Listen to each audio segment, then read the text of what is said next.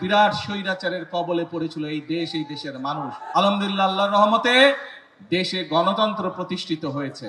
এখন আমাদের সময় হচ্ছে দেশকে পুনর্গঠন করা। দেশের মানুষ 2024 সালে ছাত্র জনতার অভ্যুত্থানে যারা এসব করতো তাদেরকে এই দেশ থেকে বিতাড়িত করেছে। এখন আমাদের কাজটা কি?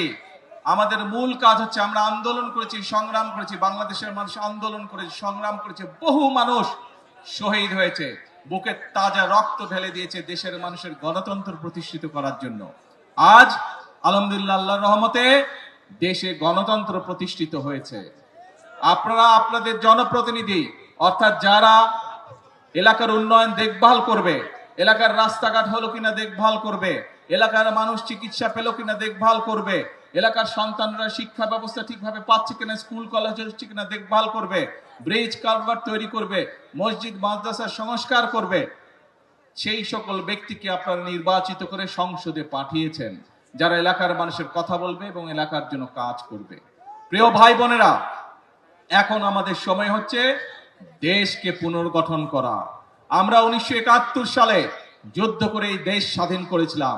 ঠিক একই সময় পৃথিবীর অনেকগুলো দেশ, আমাদের এই এশিয়া মহাদেশীয় অনেকগুলো দেশ সেই সময়ও স্বাধীন হয়েছিল, তার একটু আগে পিছে দিয়ে, কিন্তু সেই দেশগুলো আমাদের থেকে অনেক এগিয়ে গিয়েছে।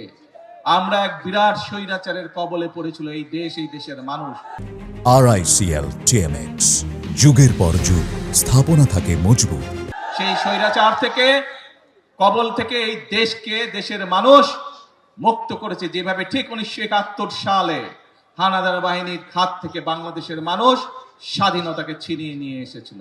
প্রিয় ভাই বোনেরা, দেশ শুধু স্বাধীন করলে হবে না, দেশ যদি স্বাধীন করে, দেশকে যদি স্বৈরাচার মুক্ত করে, পরবর্তী কাজ হচ্ছে দেশকে পুনর্গঠন করা, দেশকে সামনের দিকে নিয়ে যাওয়া, দেশের মানুষের জন্য ব্যবসা বাণিজ্য, চাকরি বাকরি এগুলির নিশ্চয়তা বিধান করা, দেশের মা বোনরা যাতে স্বাবলম্বী হতে পারে, সেটি শিক্ষায় হোক অথবা অর্থনৈতিক ভাবে হোক, সেই ব্যবস্থা গ্রহণ করা, দেশের কৃষক ভাইরা যাতে স্বাবলম্বী হতে পারে সেজন্য সেই কারণে কাজ করতে হবে।